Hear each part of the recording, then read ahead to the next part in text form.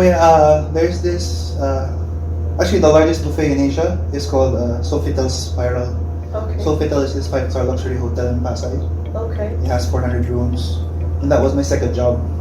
Oh, so how long did you work there? For how 2 long? years and a few months. Oh. So the Spiral, the biggest buffet here in the Philippines, got destroyed by a flood back like maybe 6 years ago. Yeah. Hi Lolis, welcome back to my channel. Yes, welcome back to my channel once again. I hope you all are doing great and good. My name is Happiness Bombs, just in case you are seeing my face for the first time. And if you are a new subscriber, thank you so much for stopping by, and do make sure you hit the subscribe button. And for our returning subscribers, thank you so much for still staying. Alright, so today's video is an exciting one, and as you can see, we have a guest with us. Yes, hello. So please, can you tell us your name? I'm Carlos Lonzona. I'm a chef. I used to work in a lot of hotels and restaurants in Metro Manila. Okay. I also compete in powerlifting and strongman. I'm the Okay. current national champion powerlifter and the Philippine Strongest Man 2019. Wow. Yeah, I do online coaching for fitness and weight loss. Okay. And I also cook for my test kitchen right now in this apartment. And I used to do an online Indian food kitchen brand. Okay. Yeah, that's it. A lot to talk about. Okay, so you all, we're going to talk more about him being a chef, challenges, and what does it feel like working in an Indian restaurant, and many more. Trust me, you're really going to enjoy it. So keep watching. Okay, let's start. So, first of all, where are you from? I'm from Las Piñas City, born and raised. Oh, So here, that's nice. Oh, that's really good. That's really good. So, where did you school? It's a local school called Camellia School, and then I took a short 8-month culinary arts course Okay. in Manila, which I didn't finish actually. Okay. Yeah. So, let's talk about cooking.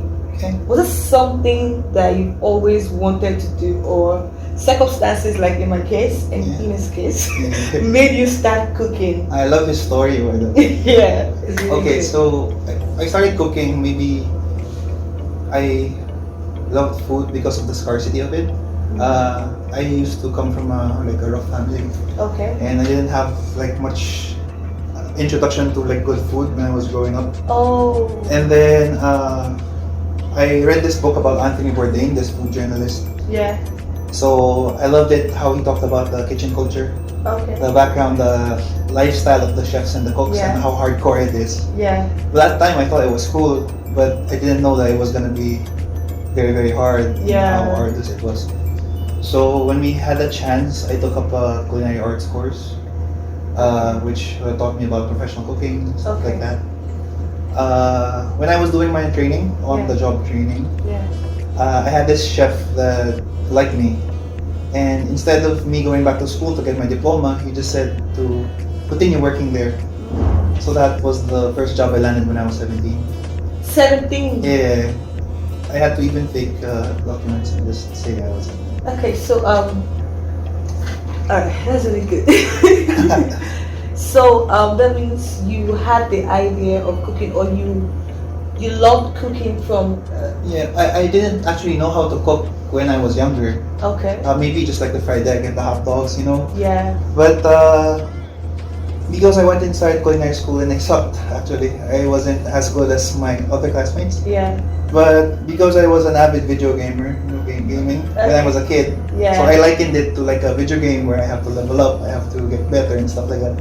So I catched up pretty well, and I was kind of top of my class in a way. Wow. That's amazing. So yeah, I fell in love with cooking not because of the food itself, but the order and discipline it gave me. The being working in the professional kitchen was like the most organized and orderly my life has ever been. Yeah. Because like in the house it's always chaotic and stuff like Yeah. that. But inside the kitchen everything was organized, and yeah, everything has its proper place. Exactly. Yeah, and discipline and respect, and the culture was so like militaristic. Yeah. You know, so I waked up every day at the same time. I did the same thing every day. So in a way it saved me. Okay. How other people would be saved by, say, faith or religion or like a group of people. Yeah. Okay, so and then I fell in love with the cooking, and then I had the respect and the pride for the profession, and then everything followed after. Wow. So you made a mention earlier that you worked with an Indian restaurant. Oh yeah, there's this. Actually, the largest buffet in Asia is called Sofitel Spiral. Okay. Sofitel is this 5-star luxury hotel in Pasay. Okay. It has 400 rooms, and that was my second job. Oh, so how long did you work there? For how 2 long? years and a few months. So the Spiral, the biggest buffet here in the Philippines, got destroyed by a flood back like maybe 6 years ago. Yeah. Then when it was reopening, I got through the cracks and I had a job there. So they pre-opened the Indian kitchen and this Brazilian grillery. Yeah. They call it a churrascaria. Yeah. So that's where I was stationed at, like a pre-opening chef. So that means you're very good at cooking Indian food. Yeah, I was the apprentice to this Indian guy, a North Indian chef. Yeah. So I've only had like 3 Indian chefs Wow. from like different hotels. So how many foreign, like what other food, international food can you prefer? Actually, the pros of working in a hotel, like a big one, is most of the hotels here in the Philippines, they have like different cuisines on the buffet, right? They Yeah. have like, the more the better the Yeah. restaurant. So they have Korean, Thai, blah blah blah, French. So since I actually had a lot of time there in Sofitel Spiral, Yeah. I know how to cook French food, English food. I know how to cook Thai, Yeah. Indian. Most of the like, major cuisines I know how to work with. But of course, it's a different mastering one. Yeah. So I would say I have like the basic knowledge of Thai food. I'm classically trained in French, Yeah. stuff like that. But my heart goes out to Indian food and the exotic Southeast Asian cuisines.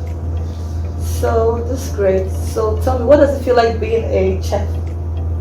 How do you feel? Like, have you ever, you would see more ladies who are chefs. Mm-hmm. Like, it's very rare to see a guy who cooks. At home, yeah. Yeah. Like in the culture. Yeah.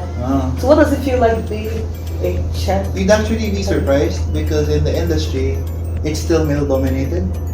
Yeah, but a lot of successful women are really go-getter, like aggressive, Yeah. Amazonian, really strong Yeah. chefs are women. But I would still say it's like maybe 70% men. I think maybe it's because of the culture. It's very toxic. Yeah. Like you work very long hours. Yeah. There's a lot of drinking involved, a lot of Yeah. vices to cope with the stress of the habitat. Yeah. Although growing up in the Philippines, most of the sexual roles, Yeah. usually women cook, right? Yeah. Mm. Yeah. Not just in the Philippines, too. I think Yeah, even in my, your I country think even also. in my country to Nigeria, like women cook more. Yeah.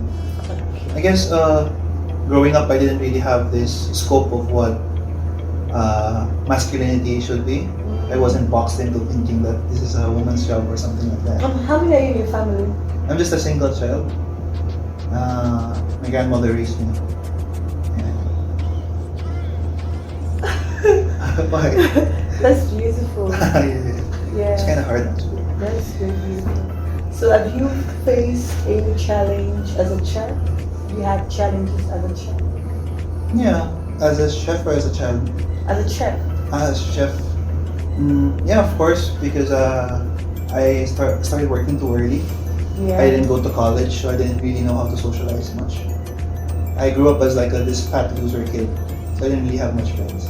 So when I went into the real world, it was kind of hard to cope with that. So I just stick to being weird and cooking.